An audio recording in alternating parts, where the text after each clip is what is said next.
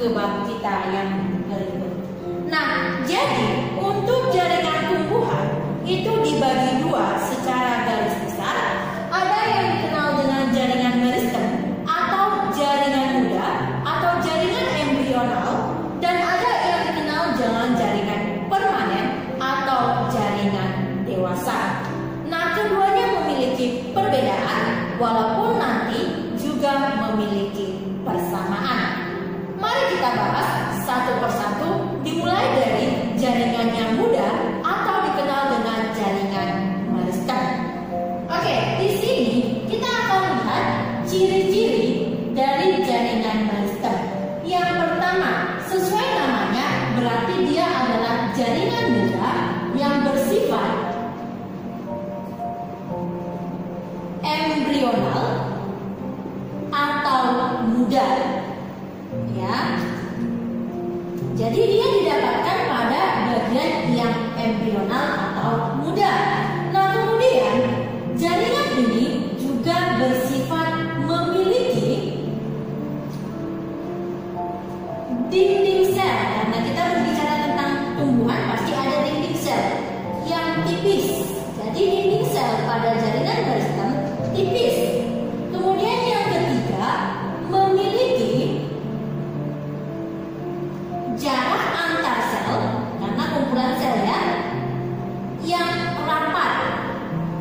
Nah, kemudian ciri selanjutnya yang keempat dari jaringan meristem, memiliki sitoplasma yang banyak. Masih ingat kan apa itu sitoplasma? Oke.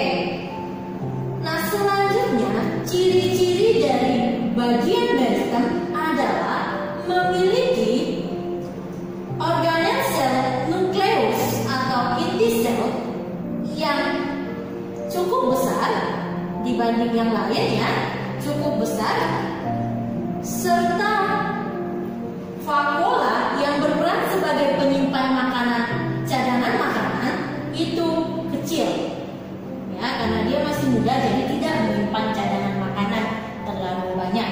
Nah, kemudian yang keenam ya, dari namanya juga kita tahu bersifat aktif membelah. Jadi kalau dikatakan jaringan meristem pasti dia aktif membelah. Nah, ini jadi berdasarkan asalnya maka meristem dibagi menjadi dua. Ada yang dikenal dengan meristem primer dan yang kedua adalah meristem sekunder. Kita akan bahas satu persatu. Yang pertama sekali kita bahas yaitu meristem primer. Apakah meristem primer ini? Nah, sesuai dengan ciri-ciri meristem tadi, ini bersifat embrional dan aktif membelah.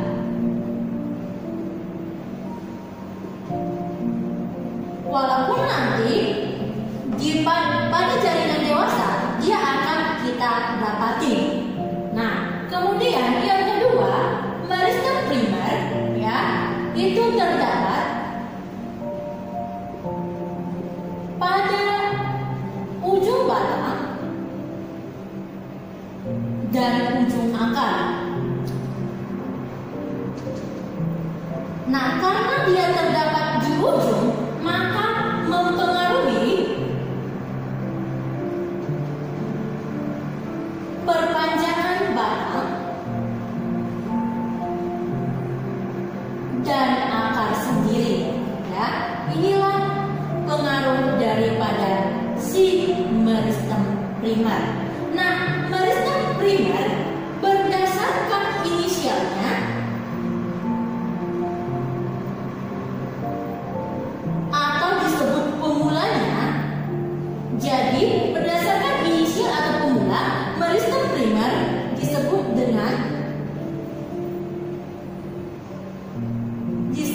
dengan promeristem ya. Jadi kalau dia meristem primer yang awal dikenal dengan promeristem. Nah, Haberland, seorang ahli biologi, membagi promeristem ini menjadi 3 bagian.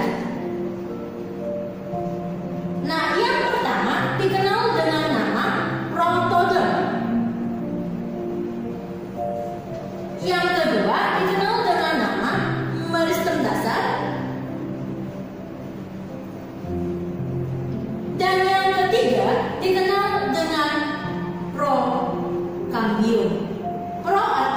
pertama ya. Nah, protodon akan berkembang atau bisa disebut dia akan berdiferensiasi menjadi jaringan dewasa suatu saat, yaitu yang akan membentuk bagian terluar dari jaringan dewasa yang dikenal dengan epidermis. Jadi epidermis, jaringan dewasa nanti kita pelajari itu berasal dari protodon atau diferensiasi protodon. Sedangkan meristem dasar akan membentuk yang namanya parenkim, korenkim, dan sklerenkim.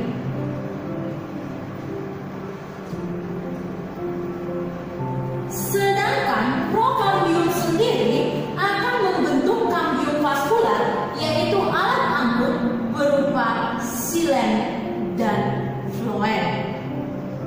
Nah, inilah penjelasan tentang meristem primer.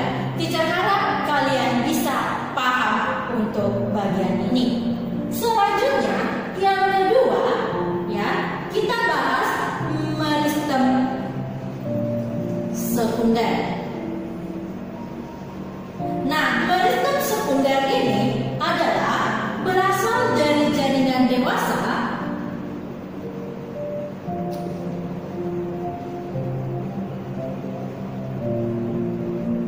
yang kembali aktif membelah.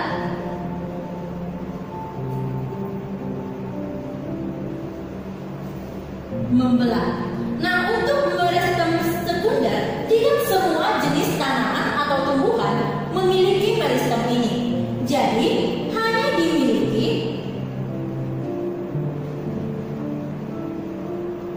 tumbuhan berkambium. Ayo, siapa yang masih ingat yang tumbuhan apa saja yang memiliki kambium? Iya, contohnya adalah tumbuhan dikotil, kemudian tumbuhan gimnosperma atau berbiji terbuka. Bagus sekali. Nah, untuk meristem sekunder itu dibagi menjadi dua, ya, terdiri atas dua bagian.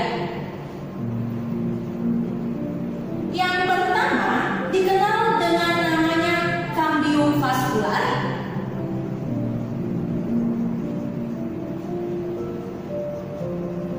Dan ada juga yang dikenal dengan kambium gabus atau lebih sering dikenal dengan velogen. Nah, untuk kambium vaskular sendiri itu akan membentuk yang namanya silen dan floem sekunder.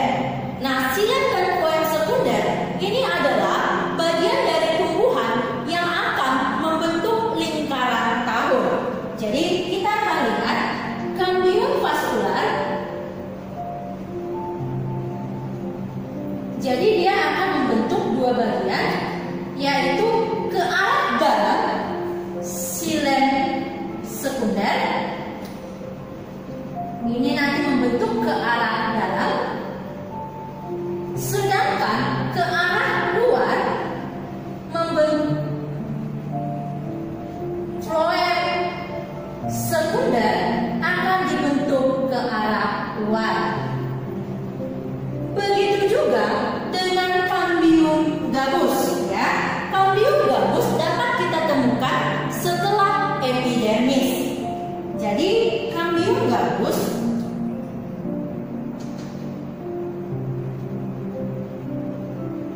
akan membentuk dua juga, ke arah dalam dan ke arah luar. Nah, untuk arah dalam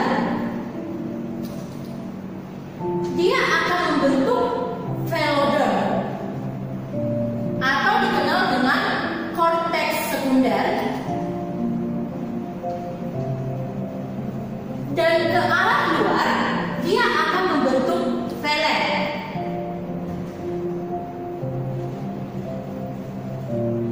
atau disebut dengan gabus. Nah, inilah penjelasan dari meristem sekunder dan meristem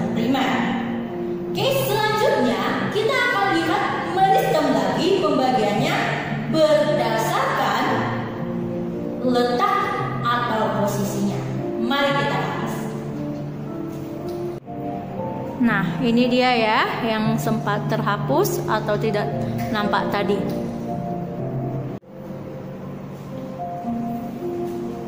Oke, baiklah. Selanjutnya masih tentang meristem. Sekarang adalah pembagian meristem berdasarkan letaknya. Nah, perhatikan gambar berikut. Nah, untuk meristem berdasarkan letaknya dibagi menjadi 3. Ada yang terletak pada ujung batang dan ujung akar, ya. Itu disebut dengan meristem apikal. Jadi di bawah atau ujung akar terdapat meristem apikal.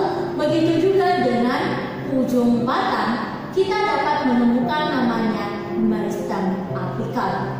Selanjutnya yang terdapat pada ruas-ruas, ya, ruas-ruas antara ruas atau bisa dikatakan bagian nodus pada batang, itu disebut dengan meristem interkalar.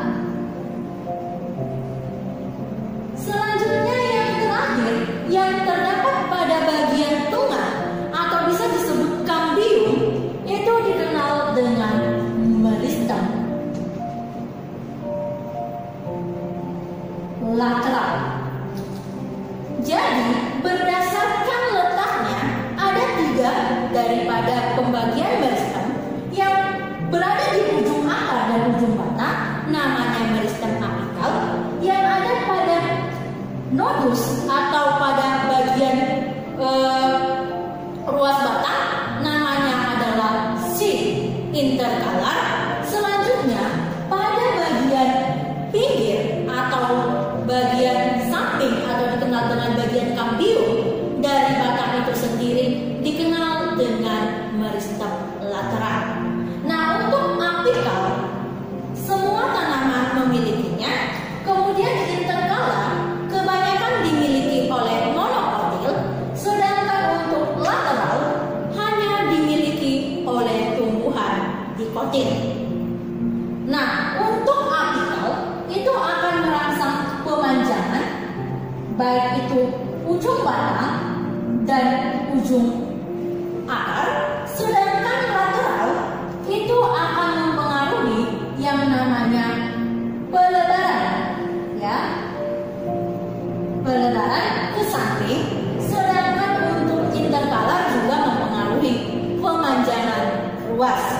Nah, perhatikan gambar di sebelahnya. Ini adalah gambar bambu.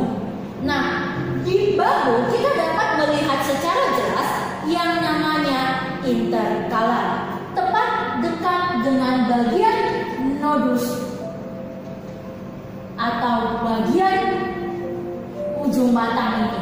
Nah, bagian nodus di sekitarnya kita akan mendapatkan yang namanya meristem interkalar. Oke, jadi inilah pembagian meristem berdasarkan letaknya. Oke, jika harap kalian bisa paham untuk materi meristem ini, selanjutnya kita bahas